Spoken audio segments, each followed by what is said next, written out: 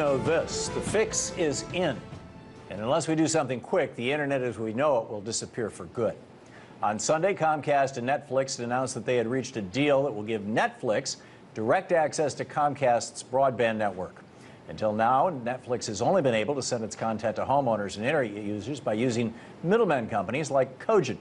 Cogent, which in internet parlance is known as a backbone provider, routes Netflix's content through to Comcast, which then sends that content to your home, to millions of homes across the country. But with this new mega deal, Netflix will get to avoid Cogent altogether and send its content straight to Comcast, and from there to TV fans like you and me. In the short term, this means that Netflix users who get their internet from Comcast will get to stream movies and TV shows at faster speeds than they did before. Sounds pretty good, right? Well, not so quick. While Comcast customers will now be able to watch Netflix's original show House of Cards without having to worry about annoying lag time and loading screens, this deal sets a terrible precedent for the future of the internet. When the next startup Hulu or the next startup Netflix comes along out of somebody's garage or basement and tries to break into the streaming market, they're going to have to fork over millions of dollars to Comcast if they want the same access to Comcast's broadband network that Netflix just bought. If you're thinking of starting a net-based business in your garage, good luck. If you're not an oligarch, you're not going to have a chance. Sure, Netflix would prefer not to have to pay Comcast, but by doing so, they pretty much guarantee themselves a safe spot at the top of the TV streaming market. The internet is now officially a pay-to-play industry, and only the industry oligarchs are welcome. Giant corporations make the rules and set the prices, and small businesses now have to suck it up and deal with it, and therefore most won't ever be able to get off the ground. And thanks to the D.C. Circuit Court's decision last month to strike down net neutrality and the FCC's unwillingness to declare ISPs as common carriers, there's pretty much nothing we can do about it. To make matters worse, big internet service providers like Comcast are only getting bigger. In fact, if their massive $45 billion purchase of Time Warner Cable goes through, Comcast will become the #1 cable provider for almost 40% of American homes. For years, the internet has been the last refuge of any semblance of a real free market. But with the death of net neutrality and the rise of borderline monopolies like Comcast and Verizon, it's rapidly becoming the new kingdom of the robber barons. Joining me now for more on this are Rashad Robinson, Executive Director of Color of Change in New York, and Craig Aaron, President and CEO of Free Press here in our studios in D.C. And Rashad and Craig, welcome both of you back to the program. Thanks for having us back, Tom. Thanks for joining us. Craig, if I may start with you, you heard my rant. Am I exaggerating or understating this? It seems to me like what's happening is that the internet is going the cable TV business model, and Netflix just said, we see this coming, and we will pay in advance to be channel #1. And pretty soon Google is going to have to pay to be channel #2 for YouTube, and Hulu is going to have to pay to be channel #3, and et cetera. Well, and in fact, we don't really know if Google may already be paying. You know, these deals are so secretive that consumers don't have a lot of information. And the important thing to remember is that all of us are already paying our $50, $60, $70 a month so we can get Netflix. That's why we pay Comcast. Right, and whereas in France it's $35 a month. Much less. So we're already paying for it. And Comcast is now saying, well, great, because there's no competition, because you have nowhere else to go, instead of responding to you as a customer and say, hey, we're going to invest in our networks because you want your Netflix to work better, they've said, well, you don't have a choice, so let's go see if we can extract some more money from the Netflixes of the world. And that's what they're doing. I think Netflix probably felt they didn't have a choice in this debate, and their customers were complaining so much, they figured, well, we might as well make this deal with giant Comcast rather than super giant, supersized Comcast that might show up after the Time Warner deal gets done, if they can get it done. So I think this is a glimpse of the future of the internet. And that is a glimpse that most people, the average consumer, can't participate in. They don't know what's going on. They just know their price is only going one direction, up, and up some more. Yeah, Rashad, you guys have been blogging about this, writing about this pretty extensively over Color Change. Your take on all this? Our take is that, I agree with everything that Craig just said and that you said in the opening. But this is not just about the business community. It's not just about the small business that wants to innovate and enter the market and is going to have more challenges because of deals like this. It's also a problem for everyday people. The person who wants to start a blog, maybe in the aftermath of the Trayvon Martin tragedy, and wants to start a blog or a Tumblr where they can put up stories and say that they too are Trayvon or people in their community. The ability for their voices to enter the marketplace and to be part of the conversation as quickly as maybe a Fox News that wants to talk about this issue maybe from a different perspective but has more money.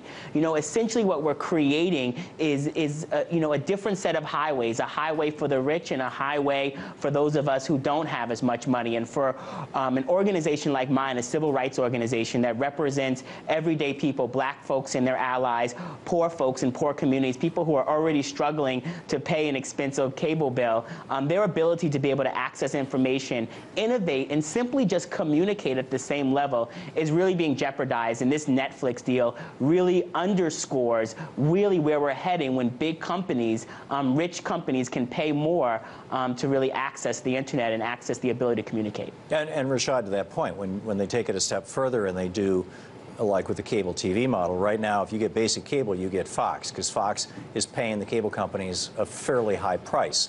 MSNBC didn't want to pay that high price, and so if you want MSNBC, you got to pay your cable company an extra $5. Or I'm assuming that that's why. Maybe they just said, hey, let's charge an extra $5 and split the difference. But what happens when, I can hit Craig's website for free, but if I want to go to Color or Change, I'm going to have to pay extra for that channel, for the activist channel. I mean, this just, go ahead. Rashad. I mean, that's exactly the problem. And maybe for organizations like mine and for Craig's, we might be able to pay that cost. But Color of Change, 8 years ago, when we started as a very small organization in the aftermath of Katrina, where there wasn't online organizations that really gave voice to black communities in that way. And we started through activists in their homes, using the internet and trying to kind of bring the voices of those that were suffering in the Gulf Coast and give them a voice to challenge the government and hold the Bush White House accountable for their failures. The ability to be able to access the information, move those voices to the forefront would have been in real jeopardy. So now, 8 years later, an organization like Color of Change was able to grow and flourish and have a lot of opportunity to bring people's voices into our democracy.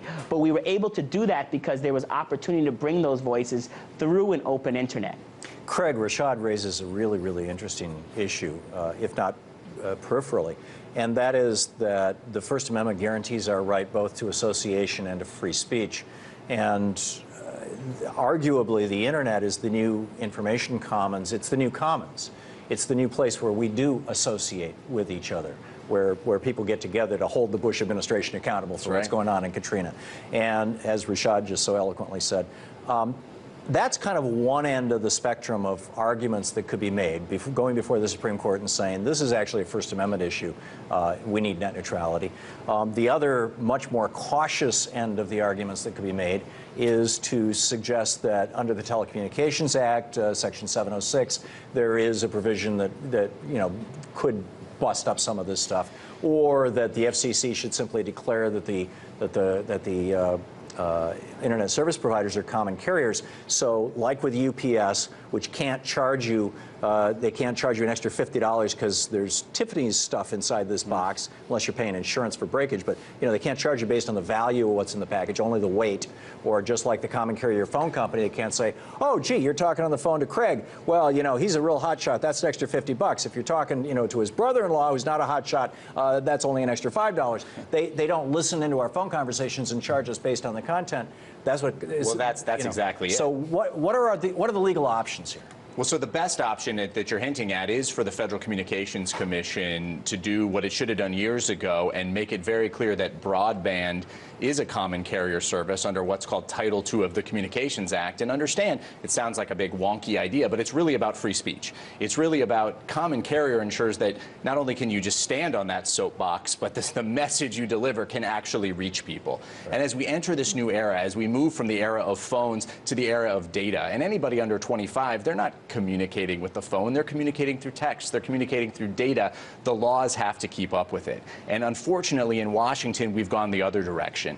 And we've gotten rid of these baseline protections that built the great communication systems we've had, moved away from those free speech values, and handed them over to big companies like Comcast and Verizon. So we need to reclaim that. We need the FCC to take action. And we really need them to do it now, act decisively, or you'll start to see more and more deals like this. Comcast and Netflix today, Verizon and AT&T probably tomorrow. We have a little less than a minute. I'm guessing at freepress.net, at colorofchange.org, you guys have ways that people can interact with the FCC. Is that the point of pressure, the FCC? Or should people be calling the members of Congress? All of the above. Craig? Yes. All of the above. I mean, we're heading into an election cycle where our politicians are going to be working to raise money from these telecom giants. You know, Craig's organization and mine, along with a number of other organizations, have already delivered over 1 million voices to the FCC to bring everyday people's voices. But they've ignored that. I mean, you know, to keep on the heat. Tom Wheeler is a former lobbyist for Comcast. Well, he is, but you know, the organized people can still beat organized money. This is a political fight, and we have to fight it on those terms. We can't hope that the regulators are just going to do the right thing. We have to actually give them no other choice but to do the right thing.